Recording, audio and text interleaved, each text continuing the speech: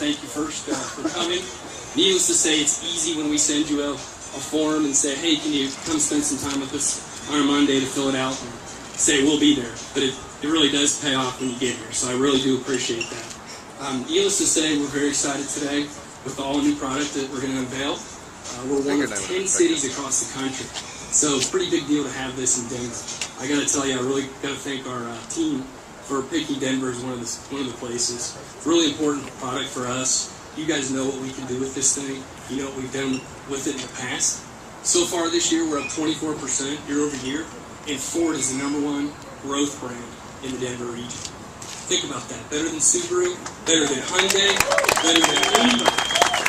You guys are delivering every single day. Can't tell you how much I appreciate it. This product's just going to add to it. It's going to add to the all-new Super Duty, the Mustang with all new powertrains, the new Fiesta that I know you don't have enough of, they're just coming in. But again, one more strong product that's going to deliver on quality, fuel economy, safety, and technology. It's going to be a huge win for us.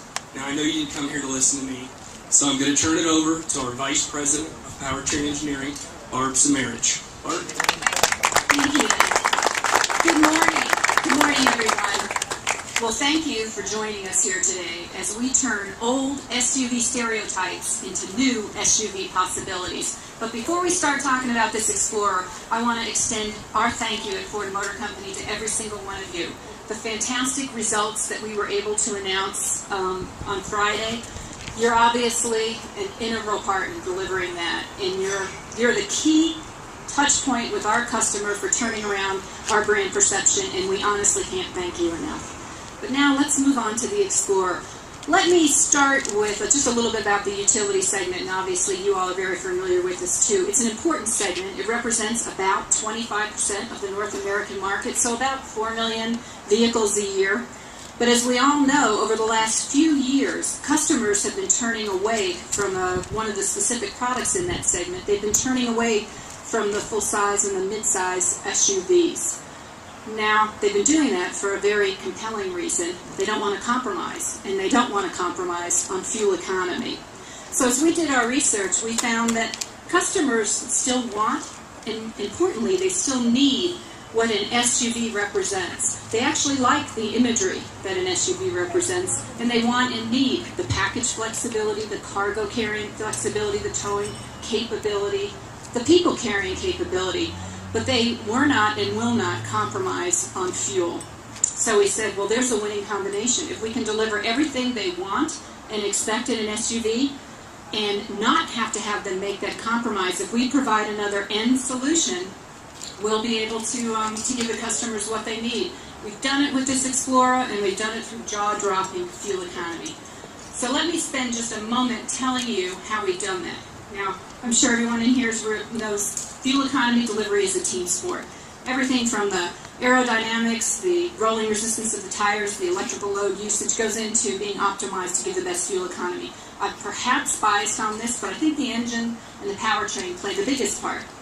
So in our new Explorer, we will have 2 engines. We'll have a 2-liter EcoBoost engine, so turbocharged direct injection engine, that will deliver 30% better fuel than the outgoing V6 in the product today. It'll also deliver at least 237 horsepower and 250 foot-pounds of torque. The second engine, our base engine, is a 3.5-liter V6 naturally aspirated.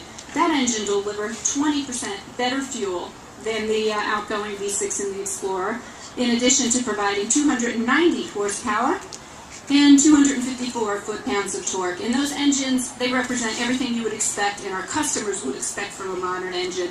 All features and technologies like twin independent variable cam timing, etc. So, with that backdrop, what I'm going to do is ask Maury Callum. Maury, join me up here. Maury is the head of design for North America. And we don't want to make him wait anymore. We feel for Maury to do justice to this vehicle, we've got to unveil it. So here it is, the reinvented Explorer.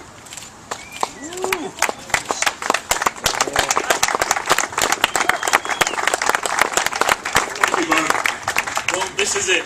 It's been a couple of years getting here, and been a lot of hard work in the studio, but we're really pleased with the results. And it really is about doing a contemporary SUV for the 21st century. And we think that this vehicle really has achieved this.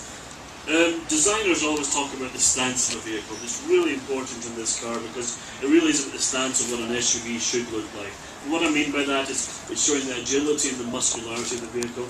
We've tucked the body sides in, we've pulled the wheels out, we've shortened the overhangs, and really this emphasizes and really advertises the capability of the vehicle. But at the same time, we wanted to look like specifically an SUV, we wanted it specifically to look like an Explorer.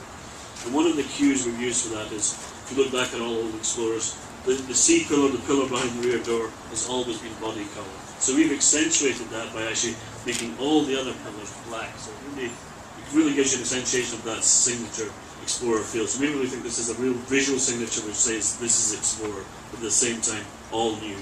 And then if you look at the car generally, the black lowers really raise the visual centre of gravity up against advertising capability.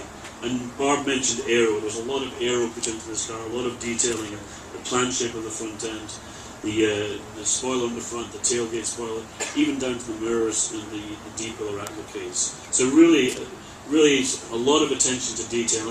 I really would like you to have a look at the headlamps, the tail lamps, even the badging in the rear. Really sophisticated detail in this vehicle. But that's the exterior. The interior really is an even better story, I feel. I think it's probably one of the best interiors we've done. And it really, when you open the door, you really get a feel of luxury, a real feel of elegance. And it's really down to really nice materials, soft touch areas, but also quality craftsmanship and fit and finish. And I really like to invite you to experience that. Even such things as the details around the upper speakers, real metal grills which enhance the quality but even enhance the audio system also. And the focus of the interior is what we call the laid-back centre stack. It contains the new My4 Touch, and it contains the Media Hub, and that really gives the customers the technology and the connectivity they're looking for. So overall, great quality, great feeling about the interior, and a really good package also in terms of its roominess. It has increased headroom, increased shoulder room, and the interior is flexible also. The flexibility of the seats is something you should experience, but also the clever storage systems in the interior. I mentioned technology earlier. One of the major issues with technology for us is the new sensors, the My4 Touch. And it's a new 8-inch screen with new graphics, better user interface, and better voice control system. And that's really one part of My4 Touch. If you look at the audio system from Sony, for example, we have the ability to download and tag and download songs. But overall, an overriding thing with Sync is climate, audio, navigation, and phone, all voice activated. What we like to say is hands on the wheel, eyes on the road. So that's really about the technology. But if you look further back on these, if you look below the My4 Touch system, we have the Media bin, which really allows the customer to connect with all the video and iPods that they have.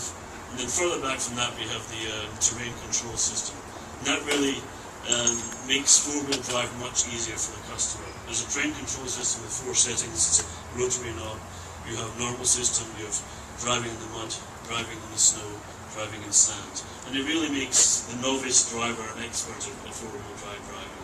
And that really controls the powertrain, the drivetrain to really drive optimally in these conditions. And again, it helps the fuel economy that Barb was mentioning earlier. So that's really an idea of where the technology is. In the centre of that switch, there's actually a hill descent switch as well, which actually helps you when you're going down a steep hill, so you don't go too fast. So again, just an idea of some of the technology in the vehicle. On top of technology, we have a lot of safety features. We have world-first safety features. In the second row, there's an available inflatable seatbelt.